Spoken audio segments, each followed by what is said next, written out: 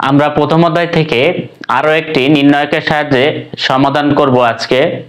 তো সমাধানটি আমরা গত ক্লাসে যে সমাধানটি দেখেছি একই রকম নিয়মে করব। এইখানে একটু পার্থক্য আছে যে আমরা আগের যে সমাধানটি করেছিলাম সেখানে এক্স ওয়াই জেড এর সব জায়গায় মান ছিল। তো এই অঙ্কটা একটু ভিন্ন, এই কারণে অঙ্কটা আমি এখানে করব। এখানে এক্স ওয়াই জেড এখানে এক্স ওয়াই 3 নাম্বার সারিতে জেড এর কোনো যে উপাদান সেটি নেই। তো এখানে আমাদেরকে মনে রাখতে হবে যেখানে কোনো উপাদান থাকবে না সেখানে আমরা শূন্য ধরব। তো সেক্ষেত্রে তাহলে এখানে আমাদের শূন্য হবে, অর্থাৎ আমরা যখন ডি এর মান নির্ণয় করব এই এক্স ওয়াই জেড এর সহগ নিয়ে, তখন এখানে আমাদেরকে জেড এর এখানে শূন্য ধরতে হবে। তো আমরা জানি প্রথমে আমাদেরকে ডি বের করতে হবে, পরে ডিএক্স ডিওয়াই ডিজেড, তারপরে আমরা সূত্রে বসাই দিব, তাহলে অঙ্কটি হয়ে যাবে।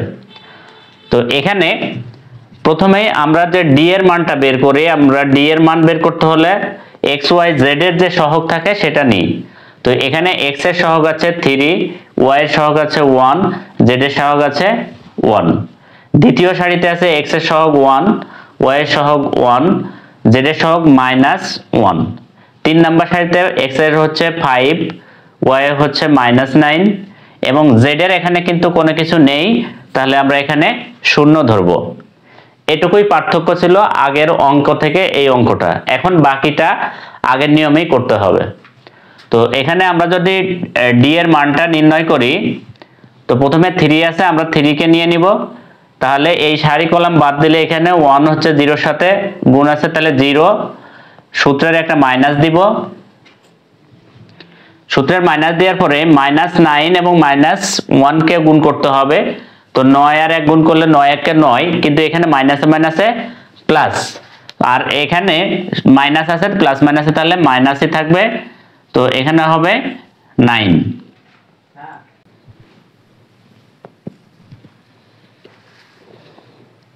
ওকে, তাহলে এখানে আমরা 0 - 9 পেলাম। এবার মাঝেরটা আমরা নিব। তো এখানে আমরা জানি যে সূত্রের মাইনাস বসাতে হয়। তো এখানে আমরা জানি যে দ্বিতীয়টা হচ্ছে সূত্রের মাইনাস হয়। তো এই মাইনাস হচ্ছে, তাহলে এখানে -1 নিব আমরা।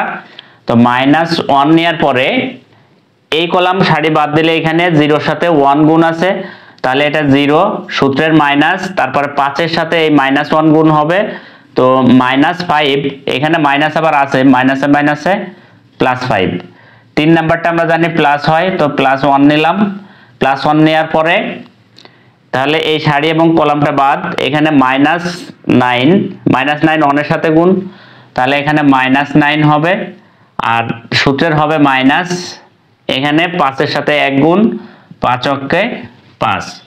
তো এখানে আমরা ডি এর মান পাবো, তাহলে হচ্ছে এই -9 এর সাথে 3 গুণ করলে 3 নং 27 পাবো মাইনাসের।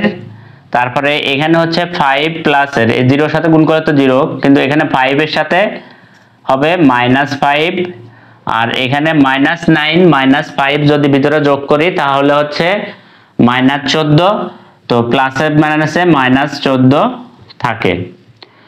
তো এখান থেকে ক্যালকুলেশন করলে হচ্ছে 27 আর 5 হচ্ছে 32, 32 আর 14 হচ্ছে 46, তার মানে -46 হচ্ছে আমার ডি এর মান।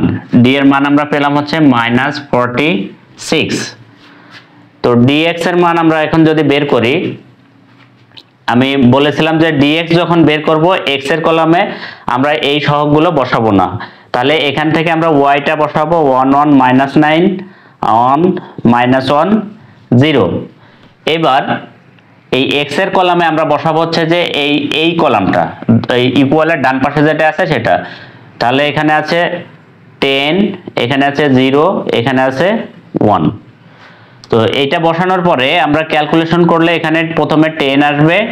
10টাকে নিলে এই সারি কলাম বাদ দিলে 1 এর সাথে 0 গুণ, তার মানে 0, সূত্রের মাইনাস, আর এখানে আছে -9 -1 গুণ করলে মাইনাসে মাইনাসে +9। তো প্লাস, আর এখানে সূত্রের মাইনাস তো আছে, তাহলে -9ই থাকবে। আর এবার হচ্ছে মাঝখানেরটা দিব, মাঝখানেরটা নিতে হলে মাইনাস দিতে হয়। তো আছে 1 -1, তাহলে -1 নিলে মাঝের কলাম বাদ, উপরে সারি বাদ, তাহলে এই 0 এর সাথে এই 0 গুণ, তার মানে 0 সূত্রের মাইনাস, তাহলে এই 1 এর সাথে -1 গুণ, তাহলে হচ্ছে -1 মাইনাসে মাইনাসে প্লাস হয়ে যাবে। এরপরে 3 নাম্বারটা হচ্ছে +1। তো এই +1টা নিলে হচ্ছে এখানে এই সারি এবং কলাম বাদ দিলে 0 সাথে -9 গুণ করলে 0 সূত্রের মাইনাস, এরপরে এই 1 এর সাথে 1 গুণ করলে 1। তো ক্যালকুলেশন করলে আমরা এখানে 10 0 0 আর এখানে 9 10 কে 90 পাবো। যেহেতু -9 তাহলে -90 হবে। আর এখানে হবে +1। তো +1 এর সাথে যদি -1 গুণ করি, প্লাস মাইনাসে -1, আর এখানে 1 হচ্ছে -1 আছে, মাইনাস প্লাসে প্লাস মাইনাসে -1, তাহলে আমরা এখানে পাচ্ছি -92, 90 91 92। তো এখানে dx এর মান পাচ্ছি আমরা -92। একইভাবে আমরা যদি dy নির্ণয় করি,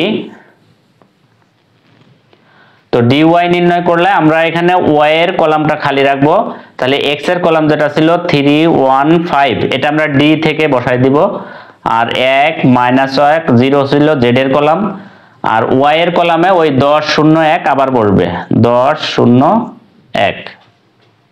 তো ক্যালকুলেশন করলে আমরা পাবো হচ্ছে প্রথমে 3 নিব, 3 নিলে এই সারি কলাম বাদ দিলে 0 সাথে 0 গুণ, 0 সূত্রের মাইনাস, এখানে -1 গুণ আছে, তাহলে হচ্ছে মাইনাসে মাইনাসে +1 হয়ে যাবে। এরপরে মাঝখানেরটা আমরা দিব হচ্ছে মাইনাস সূত্রের, আছে হচ্ছে 10। তো এই কলাম আর সারি বাদ দিলে 1 এর সাথে 0 গুণ করলে 0 সূত্রের মাইনাস, আর এই -1 আর 5 গুণ করলে মাইনাসে মাইনাসে +5, আর শেষেরটা হয় প্লাস, আমরা জানি এটা আছে হচ্ছে 1 নিব। এরপরে এই সারি এবং কলাম বাদ দিলে 1 এর সাথে 1 গুণ, তার মানে 1 সূত্রের মাইনাস, 5 এর সাথে 0 গুণ, তাহলে 0। তো ক্যালকুলেশন করলে আমরা dy এর মান পাবো হচ্ছে এখানে 3 এর সাথে 0 আর এখানে 1 আছে, তাহলে 3 অক্ষে 3, আর এখানে আছে 10 এর সাথে 5 10 কে 50 মাইনাসের 50, আর এখানে আছে 1 প্লাসের 1। তো সমান সমান 3 আর 1 হচ্ছে +4, 50 থেকে 4 বাদ দিলে -46, তাহলে dy পাচ্ছি আমরা -46। এরপরে dz নির্ণয় করব আমরা। dz হচ্ছে আমরা z এর যে কলামটা আছে সেটা ফাঁকা রাখবো, তাহলে x আর y এর কলাম বসিয়ে দেব, 3 1 5 1 1 -9, আর z এর কলামে বসবে হচ্ছে 10 0 1। এখন আমরা প্রথমেই যদি 3 নিই, এখানে সারি কলাম বাদ দিলে 1 এর সাথে 1 গুণ থাকবে, -9 0 গুণ করলে 0। এরপরে আমরা হচ্ছে মাঝেরটা নিব, মাঝেরটা নিলে মাইনাস দিতে হয়, তো 1 আছে 1 দিলাম, কলাম এবং সারি এটা বাদ দিলে 1 এর সাথে 1 গুণ, 1 সূত্রের মাইনাস, 5 এর সাথে 0 গুণ 0। এরপরে শেষের যেটা আছে সেটা হচ্ছে প্লাস হবে, +10, এই সারি এবং কলাম বাদ দিলে থাকে এটা -9 সূত্রের একটা মাইনাস, 5 এর সাথে হচ্ছে তাহলে 1 গুণ, 5 অক্ষে 5। তো ক্যালকুলেশন করলে আমরা পাবো হচ্ছে এখানে 1 3 অক্ষে 3 থাকবে, এখানে 1 -1 থাকবে, আর এখানে থাকবে হচ্ছে 9 আর 5 হচ্ছে 14। তো 14 হচ্ছে 14 মাইনাসের -14 গুণ 10, 14 10 কে 140 হচ্ছে মাইনাসের 140। তো মাইনাসের 140 আর মাইনাসের 1 মানে মাইনাসের 141, 41 থেকে যদি 3 বাদ দিই তাহলে থাকে 138, মাইনাসের 138। তো dz পাবো হচ্ছে আমরা মাইনাসের 138। তো এখন আমরা এই যে এক্স ওয়াই জেড এগুলো বের করতে হলে আমরা মানটা বসিয়ে দিলেই হবে। তো আমরা এখানে ডিএক্স এর মান পেয়েছি হচ্ছে -92 ডিভাইডেড বাই ডি এর মান হচ্ছে -46। তো কাটাকাটি করলে 46 দুগুণে 92, মাইনাসে মাইনাসে কাটা, তার মানে হচ্ছে এটা হবে 2, আর ওয়াই এর মান হবে হচ্ছে ডি ওয়াই আছে -46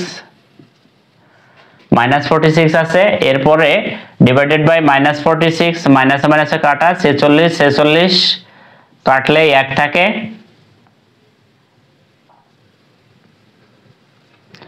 আর হচ্ছে জেড এর মান হবে ডিজেড হচ্ছে 138 মাইনাসের, আর নিচে হচ্ছে -46 ডি এর মান। তো এখানেও মাইনাসে মাইনাসে কাটা, শুধুমাত্র 46 কে যদি আমরা 3 দিয়ে গুণ করি তাহলে হচ্ছে 138 হবে, তার মানে 3। তো এখানে আমাদের x এর মান 2, y এর মান 1 এবং z এর মান 3 পেলাম। x, y, z সমান সমান x এর মান 2, y এর মান 1 এবং z এর মান 3। তো এটাই হচ্ছে আমাদের সমাধান। এখন যে 3 নাম্বার অঙ্কটি আমরা করব, এই অঙ্কটি হচ্ছে এই অঙ্কটি একটু আলাদা আছে।